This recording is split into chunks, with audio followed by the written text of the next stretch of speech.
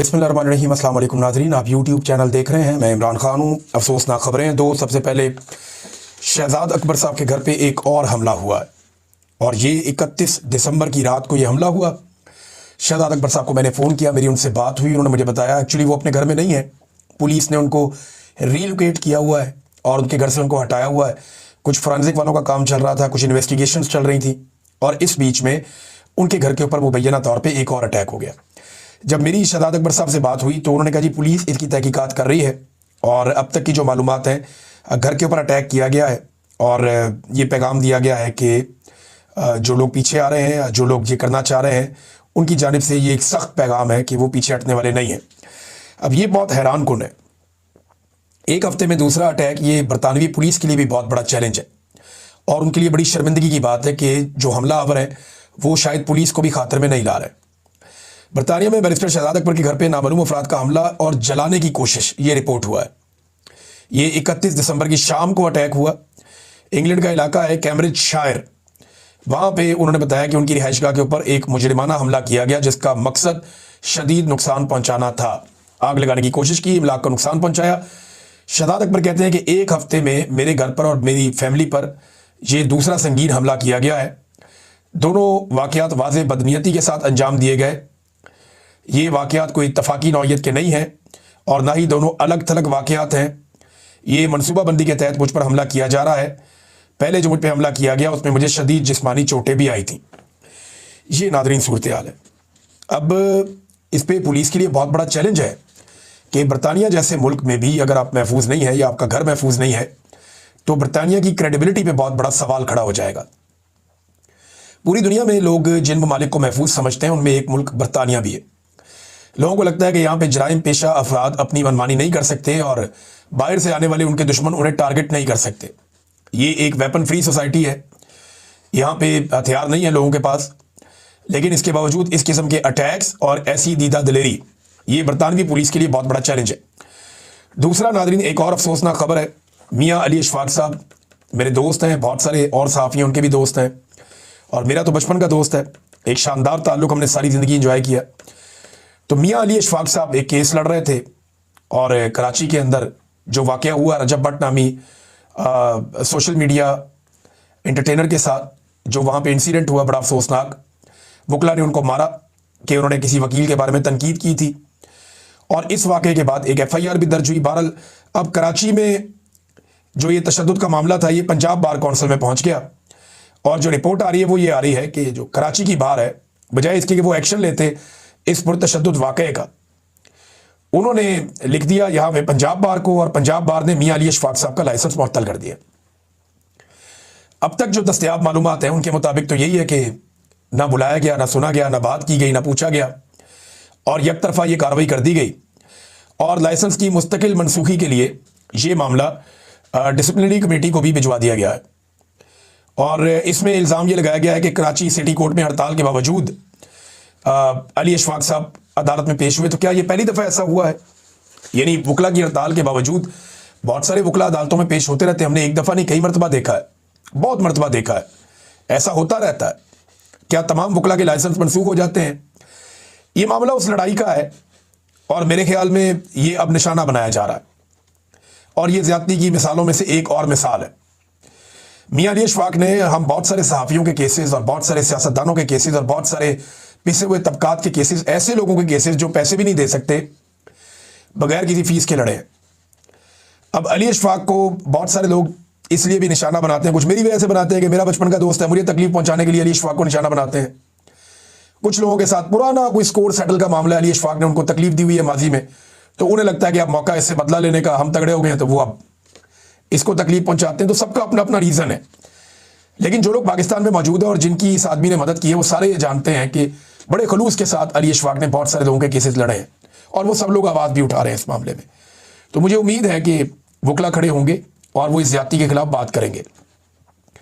राना सनाउल्लाह साहब ने एक बहुत बड़ा स्टेटमेंट दे दिया।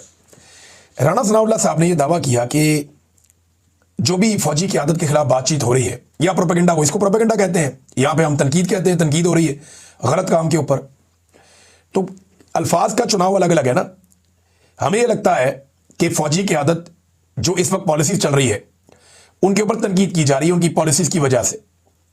हुकूमत उसके लिए लफ्ज इस्तेमाल करती है जिनके खिलाफ प्रोपेगेंडा किया जा रहा है। वो कह रहे हैं जी ये सिलसिला बंद हो तो मुलाकात का रास्ता निकल सकता है। आसिफ अली जरदारी, नवाज शरीफ, आसिम मुनीर अगर इमरान खान साहब के साथ बैठ जाए, बातचीत हो जाए तो मसले का हल निकल आएगा। देखिए आसिफ अली जरदारी और नवाज शरीफ तो ना 3 में ना 13 में बेचारे बिला वजह ही बीच में होंगे, लेकिन अगर आसिम मुनीर इमरान खान साहब से मिलने जाके, जो इमरान खान की बहन ने भी कहा था कि अगर इमरान खान के सामने कोई रो दे तो वो फिर माफ कर देते हैं, लेकिन आसिम मुनीर साहब को करना क्या, सिर्फ इमरान खान साहब से ये कहना है कि जी मुझे आप कुछ ना कहें, फिर उन्हें इस्तिस्ना की भी जरूरत नहीं रहेगी, फिर उन्हें किसी और ऐसी चीज की जरूरत नहीं रहेगी और वो निकल जाए इस सारे मामले में से। ठीक है, छोड़े सियासतदानों को, मुल्क को चलाने दें, लेकिन जिसके पास ताकत होना पाकिस्तान में वो ताकत छोड़ता नहीं। जिसके पास इख्तियार और इक्तदार आ जाए ना वो उसको छोड़ता नहीं है। पाकिस्तान में नीचे से लेकर ऊपर तक आवे का आवा ही बिगड़ा हुआ है, कोई आदमी भी अपनी सीट छोड़ना नहीं चाहता। तो मुझे लगता है राणा सनाउल्लाह साहब ने बात तो बड़ी लॉजिक की है कि बैठ जाए सारे और बैठ के कोई मसले का हल निकाले। जो मिलिट्री एस्टेब्लिशमेंट है ये अपनी बैरकों में वापस जाएं और अपनी आईनी हुदूद के अंदर जाएं और अवाम की मुंतखब क़यादत को मुल्क दिया जाए। पाकिस्तान में अगर ये इलेक्शन ठीक नहीं हुए तो अगले इलेक्शन करवा दिए जाए और अवामी मैंडेट का एहतराम किया जाए, इदारों को उनकी स्पेस वापस दी जाए, पार्लिमान को, अदलिया को, मीडिया को, सबको उनकी स्पेस वापस मिले तो पाकिस्तान वापस ट्रैक पे भी आ सकता है। बात तो सुनने में बहुत अच्छी है लेकिन प्रैक्टिकली ये पॉसिबल नहीं लगता, क्योंकि इमरान खान साहब का खौफ इनको ये करने नहीं देगा। अब इस वक्त ये ऐसे स्टेटमेंट क्यों आ रहे हैं, जो मेरी दानिश में है वो मामला 8 फरवरी का है। 8 फरवरी को पाकिस्तान तहरीक इंसाफ ने कहा जी कि हम करेंगे एक पहिया जाम हड़ताल। देखिए अगर पीटीआई कामयाब हो जाती है, पाकिस्तान का मीडिया तो यही चलाएगा ना, 10 दुकानें खोल के भी ये चलाएगा, बल्कि 1 दिन 2 दिन पहले फुटेज बना के रख लेंगे कि जनाब जब पूरा पाकिस्तान बंद होगा तो हम ये फुटेज चलाएंगे, जनाब ये इलाका खुला, ये इलाका खुला, ये इलाका खुला। मीडिया को ये 2 नंबरियां करनी आती हैं, एस्टेब्लिशमेंट को भी आती हैं।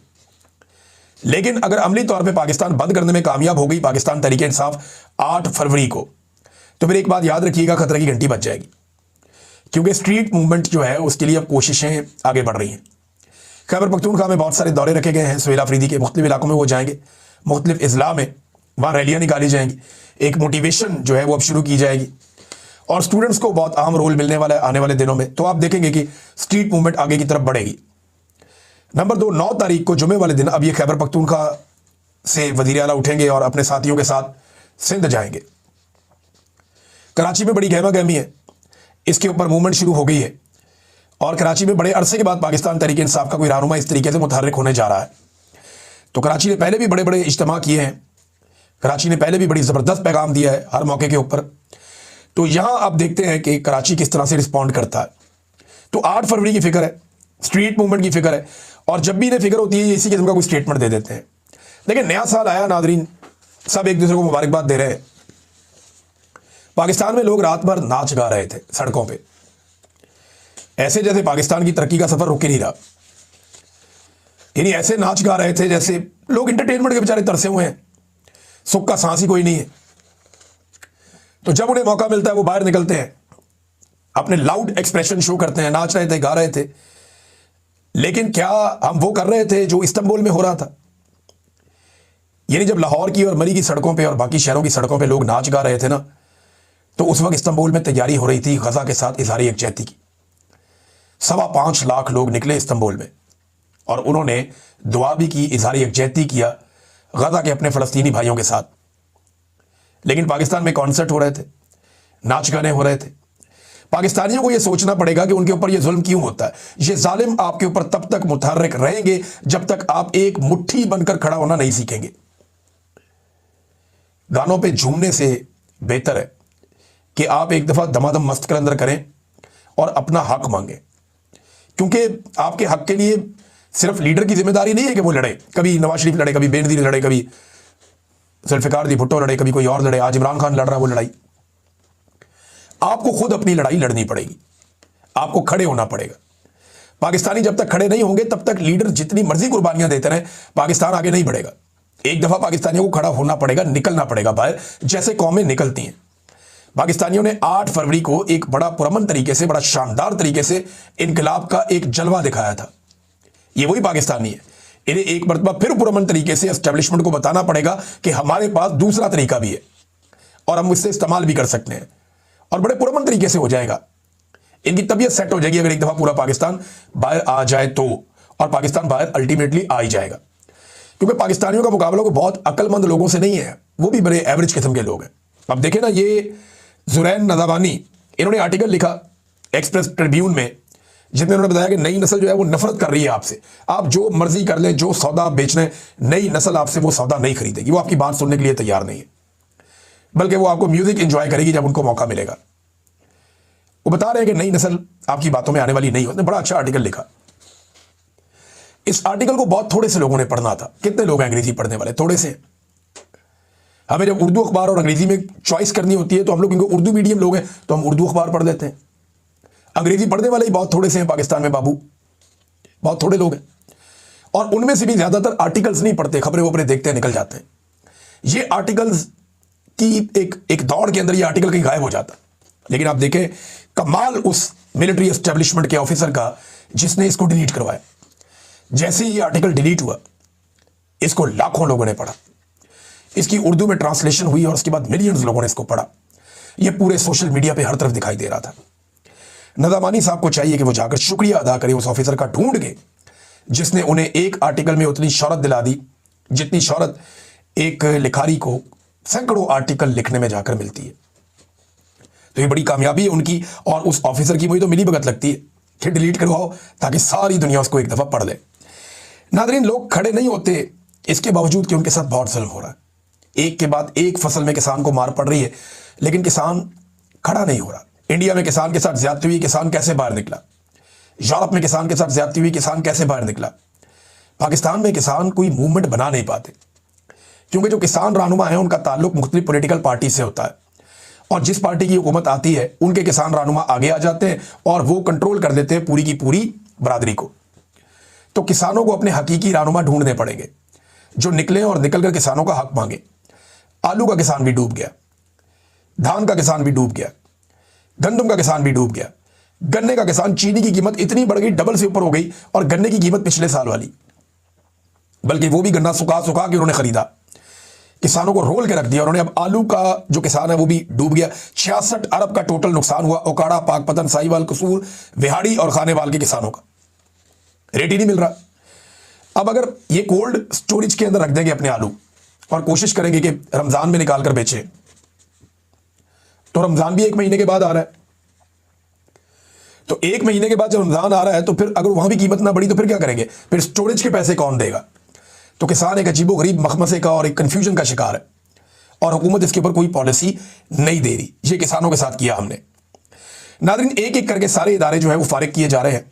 अगली बारी ऐसा लगता है कि रेलवे की है, क्योंकि रेलवे के बारे में अब खबरें छपना शुरू हो गई। बहुत सारे इदारों को ओने पोने बेचा गया, पीआईए को बिल्कुल ही ओने पोने बेच दिया गया। सैकड़ों अरब की प्रॉपर्टी और पीआईए की जो इतनी भारी मलकियत है, उन सारी चीज़ों को 10 अरब में बेच दिया गया। और फौज का एक झेली इदारा, जो एक मालियाती इदारा है, जो काम शाम करता है, कारोबारी इदारा है फौज का, उसने पीआईए को अपने कंट्रोल में ले लिया। शिपिंग कारपोरेशन भी गई, और अब रेलवे की बारी है, क्योंकि उसके नुकसानात बताए जा रहे हैं कि जनाब इतना खसारा है तो इतना खसारा है। जिस इदारे का ये खसारा बताना शुरू कर देना, समझो वो इदारा गया हाथ से। ये तो पक्की खबर है। और जो इनके कंट्रोल में है उसके अंदर दबा के करप्शन है। मिसाल के तौर पर एक छोटी सी करप्शन हुई है सिंध में, ये छोटी सी करप्शन है। सोलर एनर्जी का जो मंसूबा है उसमें सिर्फ और सिर्फ 27 अरब रुपए की करप्शन का इंकशाफ हुआ, कि जो चीज जितने की थी उससे दुगनी तिगनी कीमत की ले ली उन्होंने। सिर्फ 27 अरब की करप्शन, छोटी सी करप्शन है। यानी जो काम ये करेंगे उसके अंदर अपना खांचा निकालते हैं। यानी दुनिया में ये होता है, पहले पाकिस्तान में होता था कि 10-20% खा लेते थे, बाकी लगा देते थे। अब ऐसा लगता है कि 10-20% शायद लगाते हैं, बाकी सारा ही खा जाते हैं। आवे का आवे ही बिगड़ा हुआ है, और हर आदमी जेबें भर रहा है कि आखिरी बारी है, जो लुटना है लुट लो, लुट मार करके इस मुल्क से निकल जाओ, भाग जाओ। सब ने अपने ठिकाने बाहर बनाए हुए हैं। ये सिंध सोलर एनर्जी मंसूबे में सिर्फ और सिर्फ 27 अरब की करप्शन का इंकशाफ हो गया है। नादरीन, सरीना होटल के मामले पे मैंने कुछ कमेंट किए थे। उस वक्त मैं सारे मामले को जानता नहीं था, मुझे अफसोस हुआ था कि होटल बंद हो रहा है, लेकिन अब जो प्रॉपर खबर है वो मेरे पास मौजूद है। ये हुआ ये था कि सरीना होटल, खैबर पख्तूनख्वा के जो तर्जुमान है उन्होंने बताया हुकूमत के, कि सरीना होटल 44 कनाल ज़मीन है। 1985 में 30 साल लीज पे दिया गया था। 2015 में इसकी लीज खत्म हो गई थी, और माहाना 41,667 रुपए में फी कमरा 850 रुपए महीने पे लीज पे दिया गया था। 50-50 हज़ार का एक कमरे का किराया। 850 रुपये महीना लीज पे दिया गया था। तो 2015 में लीज खत्म होगी, वो दोबारा चाह रहे थे ओने पोने मिल जाए, लेकिन खैबर पख्तूनख्वा की हुकूमत ने कहा कि ओने पोने नहीं मिलेगा, और अब वो ये कह रहे हैं कि हम ज्यादा पैसा इससे लेंगे, यानी सालाना 4 करोड़ 80 लाख रुपए कम से कम यहां से बोली शुरू करेंगे वो। तो अब देखते हैं कि सरीना को किस कीमत के ऊपर ये देते हैं। और अच्छी बात यह है कि सरीना आबाद रहेगा, जो नए लोग आएंगे उसको नए तरीके से उसको चलाएंगे, बेहतर इंतजामिया वहां पे आएगी, और खैबर पख्तूनख्वा की हुकूमत ने इसका यकीन दिलाया। नादरीन, एक सवाल पूछा तारड़ साहब ने, वजीर कानून आजम नजीर तारड़ साहब ने। उन्होंने पूछा कि 26वीं और 27वीं आईडी तरमीम पर तनकीद करने वाले ये नहीं बताते कि तरामीम गलत क्यों है। चले एक चीज़ मैं आज बताता हूँ, मैं रोज़ाना एक चीज़ बता सकता हूँ, लेकिन सबसे पहले ये चीज़ बताता हूँ कि पाकिस्तान के जय्यद उलमा इकराम और मुफ्तियान इकराम के मुताबिक इस्तस्ना जो है, ताहयात इस्तस्ना या वैसे भी इस्तस्ना हो, तो ये कुरान पाक की नफ़ी करता है, कुरान पाक के खिलाफ है, शरीयत के खिलाफ है, इस्लाम के खिलाफ है, लिहाजा इस्तस्ना जायज़ नहीं है। ये क्या कह रहा है, कौन कह रहा है? इस्लाम कह रहा है, और मुफ्तियान इकराम कह रहे हैं, उलमा इकराम कह रहे हैं, और खुलकर कह रहे हैं। कुछ और खबरें हैं नाज़रीन नेक्स्ट व्लॉग में आपके साथ शेयर करूंगा। अब तक के लिए इतना ही, अपना ख्याल रखिएगा, अपने इस चैनल का भी। अल्लाह हाफ़िज़।